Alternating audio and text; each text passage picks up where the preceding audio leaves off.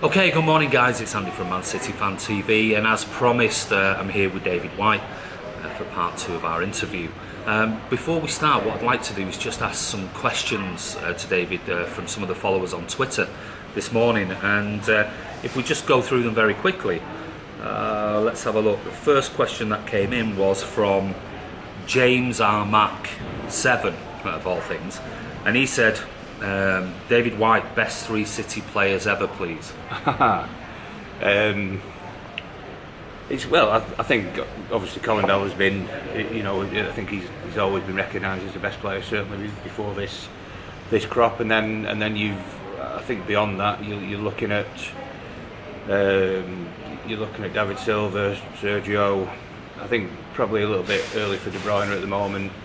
Company would have to get a mention, and obviously Aya. So I think for me it would have probably been the way David Silva's come back into form last season. I think I'd be going Colin Bell, David Silva, and I want to say Yaya Toure, but I'm finding it difficult to say that after the way he left the club. But I suppose the question is best City player, and I've got to put my emotions over what happened after he departed, probably to one side, and say, because Colin's had issues with the club at different times. Well, absolutely nothing like but the questions about as they were as players. So I would go with that. I'd go with Colin Bell, David Silva, Yaya Toure. Fantastic. So there you go, Mac. That's your answer from David White. Moving through, what we've got is Kipax Bill, and he says, ask David what he thought of Peter Swales. Right, I mean, surprisingly, I talk about him in the book. I really like the guy. I mean, it's not. We didn't have a load of contact with Peter Swales. He tended to sort of negotiate the contracts via the manager, which I think is the way it should be. I don't feel as though the board members and chairman should be in the changing room. He was always supportive. We rarely saw him. Quick story, to be honest. When the Premier League was first being muted or was first being negotiated, there was talk of the PFA were getting involved in terms of how much of the money would go to the players, and there was talk at that time of strikes, and I was the PFA rep at the club, and chairman asked to see me. We actually had the ballot papers, and the chairman asked to see me, and basically just asked me to speak to the lads on the basis that, look, there's a load of money coming into football. It's not all supposed to go to the players, he said it's for grassroots, it is for ground development, it's for training facilities, it's for all these things that we're discussing right now. Absolutely everything we're discussing right now, and to be honest with you, I came from my father was a pretty conservative right-wing guy, and they were probably my politics. Well, they were my politics, and he put forward what I thought was a really compelling argument, to be honest with you, and I think he was proved, maybe not so much now, because football makes money. I certainly think that this interesting stat yesterday that half the clubs in the Premier League would survive without one person sitting in the ground, and that's something I said a long time ago. You don't get a chunk of money into business and then just give it all to your employees. That's just crazy. Yeah. So I think he's the way he saw it then was exactly as it panned out. I think we had 20 years, probably the first 15 years of the Premier League or beyond that, stupid decisions. Players were getting all the money, clubs were going into debt. There were bond schemes. People were, the clubs were being sent private, and people were losing fans were losing the pants over when the players were earning fortunes. So I think he was absolutely right on there. I didn't try to change players' minds. I just said the chairman has asked me to speak to you about this. I did so. To be dead honest, back then all they were bothered about in reality was missing a game on a Saturday and being able to go to the pub if I'm being on a Friday night. That's kind of how the game was back then. So, but it was enough for me to, I spoiled my ballot paper, and I didn't vote against the strike. I didn't vote for it either. It was enough of a compelling argument for me. So, and I think in reality the way he was treated at the end of his tenure was awful, and it certainly absolutely contributed to me departing from the club. Definitely did, because Really? it just, the whole way he was treated and his family were treated just was creating a really sort of toxic atmosphere at the club. I think he gave away control effectively to John Maddox, which was a major error. So, and I honestly believe that he probably recognised that he wasn't the man to take the club forward into the Premier League in the sort of as we approached the mid-90s. But I genuinely believe that he always had the good of the club at heart, and he would have found the right custodian for the club, and he wasn't given time to do that. So I like the guy. Bill, you're not going to get a more in-depth answer than that from many ex-City players. So there you go. That's the question from Bill. If that's Bill about Peter Swales. Let's just see who else we've got. Ewan from Emac Sport does quite a lot of blogging, so don't forget to check out his site. Young guy, but he's really up and coming. He says, does it feel strange to say that you once played for City when you consider where they are now on a worldwide scale? No, not really. I think people, when I say I used to play for City, you tend to go, oh wow. But let's not forget that say just after I was born, well, as I was born, City were the major force certainly in English football. Absolutely. British football. We're becoming a dominant force in Europe. That period there was fantastic, and so it's really football that's took those leaps and bounds, isn't it? Not just Man City. So that's where they were when I was born 50 years ago. That's where they are now. That's fantastic. Every club has its peaks and troughs. It's disappointing that for a massive period in between we've had Liverpool dominance, we've had Man United dominance, and sort of probably Arsenal and Chelsea have been the other dominant clubs. But now it's City's turn. So it's everything's cyclical. It's more, I think, not so much what's happening maybe on the field. What's happening off the field is absolutely fantastic, and the regeneration of areas of Manchester, and the wanting to develop an absolute global brand while keeping Manchester absolutely at the heart of it. So no, it doesn't feel strange. I've been a very small part of the history of a wonderful football club that now is recognised as one of the best in the world. So that's for me as a City fan, I'm very proud to be able to say that. Absolutely. It's interesting because certainly on Twitter and some interesting points have been debated, let's say, over the last few days, especially go and see the video that some young kids, Arsenal fans, interviewing Ray outside the Emirates and calling him a plastic. Ray's been going for 40 odd years. And they seem to think Man City have got no history.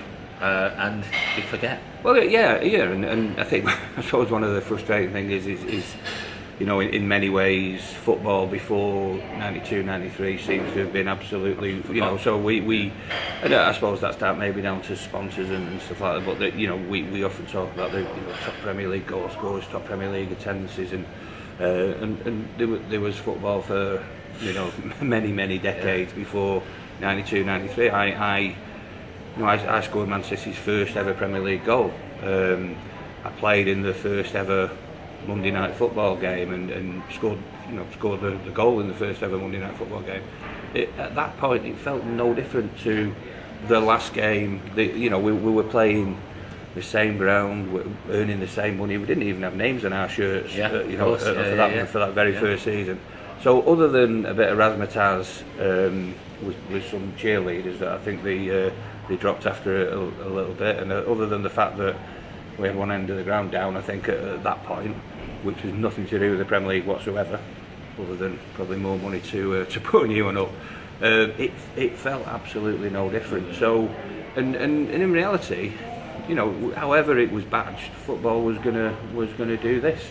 It's probably the onset and development in media outlets that you know, rather than the other way around. I would guess that we get football out there. I can remember watching Match of the Day where it was a match. It was you got a match of the day, and you know, there being a sort of a midweek fixture meant that either England were playing or there was a Cup Winners' Cup final or a you know, European Cup final, Champions League final. So things have changed absolutely dramatically. But as I say, it is a frustration when, you know, and particularly you look at, I mean, I don't know how many Premier League goals he scored for City. I know I scored 96 goals, but if you look at the records, I probably scored about 10 or something. Yeah, of course. So that can only be like 5 years of your career and then you had Sheffield. Yeah, I mean, I played Premier League football for City for one season and about a couple of months, and during which point I had probably the longest period of time out with an injury. And then I had a couple of years at Leeds where I was in and out of the team or out of the team due to injury. So, you know, I didn't play a load of games in the Premier League, but it is in many ways totally irrelevant because it was still top level football. Yeah, because we obviously have the you've got no history, etc. It's a tin pot club, and where were you pre 2008, and you know, opposition fans. A lot of the older fans tend to sort of understand the hardcore going fans, but some of the kids today think we've no history, and actually. Well, go and have a look. Go and have a read about Man City. I think my book starts with you know, the song "Bless 'Em All" about the great team of the mid '50s and the 55, 56 cup finals, and some absolutely fantastic players then that my dad, as a 12, 13-year-old lad, was able to go and watch on a weekly basis and go to Wembley and enjoy what became one victory, one defeat there. And then 10 years later was doing all that again, and so you know, that's fantastic history. And then you've got a little bit of success mid '70s, and then a very, very good team in the late '70s, filled with, well, you know, that was the era when I was sort of really a young fan and growing up with it. But the players that were on display then were fantastic players and international players. Obviously Colin was an incredible player, got a tragic injury. Dennis Stewart, Peter Barnes, and you know, Joe Corrigan, Mike Doyle, Dave Watson, Willie Donachie, it was full of players who, without any doubt, would get games in this team. You know, and don't care what anybody says, they absolutely would. And it was only for the fact that Liverpool was so good and so dominant on a world basis during that period that we didn't win more. In fairness, win anything. Of course. So brilliant, there you go. You, and hope you enjoyed that answer. Just 3 more to go very quickly. Darren, Man City fan. I'm going to promise this morning, Darren, I would show David your post. So I'm just going to bring it up. No, it's a tattoo, isn't it? Did you see it? He was thinking about getting this tattoo, and he posted on Twitter this morning with regards to yourself as a fan. This if you've not seen it, this is his tweet that he put, and basically it's a picture of David celebrating to the fans, and he said, "This image of David White in front of the Kippax is my earliest memory of City, and the moment I knew I was 100% blue. I'm thinking of a City-inspired sleeve for my next tattoo, and this will be my starting point." So I'm sure that's his tweet. Yeah, it's against Liverpool, isn't it? I remember rightly. Early '90s. I think it was the first home game of the season, a midweek game, and it was just an absolute magical evening. I know it didn't look it so much on there. It was so bright with the floodlights, and we won 2-1. I got them both, and that's we celebrating. So I think you should do that. I've commented on his post this morning. Yeah, oh, brilliant! Excellent. Get it done and get me a picture sent. That'd be a fantastic tribute. Yeah. There you go, Darren. From the words of David White himself. Last 2. What was it like to play with such a powerhouse of a striker in Tony Yeboah during his time at Leeds? This is from Joe on the Mending. Right. It was. I mean, as I say, it was rarely got the opportunity to be on the same field with him, if I'm being totally honest. He turned up out of nowhere, and was absolutely spectacular. I mean, he was strong as an ox. He was a very sort of calm guy, you know, very dry. He just got on with his life in training. But you put that ball in front of him, either foot, anywhere within 25 yards of goal, and he's as good as I've ever seen. I mean, I think he certainly got. We went to play Monaco in what would be the UEFA Cup, I guess it was at the time, and I was on the bench that day, and I sat and watched him score the most wonderful hat trick you've probably ever seen, and then we won 3-0, and then I'm pretty sure we went to Palace and he did exactly the same. But they weren't just ordinary goals; they were absolutely spectacular goals. Yeah. You know, from 20 yards, 25. The famous one that obviously hit the underside. Yeah, I think that was against Liverpool. Yeah. In just that period of time where he was absolutely unbelievable, and I thought I don't know. You often get that with strikers, don't you? Where they'll just have a period where they think, and I know maybe. I mean, I think when Trevor Francis came to City, he was suddenly, oh my God, this guy is absolutely incredible. And unfortunately, you know, quite often they'll come and go, won't they? But so yeah, it was a good, you know, to be honest, at Leeds, it was a move I probably needed to make at the time, and although probably down to me injuries as much as anything. Didn't quite work out as I would have liked, but I had a wonderful time there. The professionalism of the place was superb at the time, and there were some quality players there. You know, yeah, I think Gary Kelly was just coming through. Obviously, went on to have a great career. Gary Speedo was a room with Gary Speed for most of the time I was there. He was a fantastic, brilliant footballer. Was just unbelievable engine, great in the air.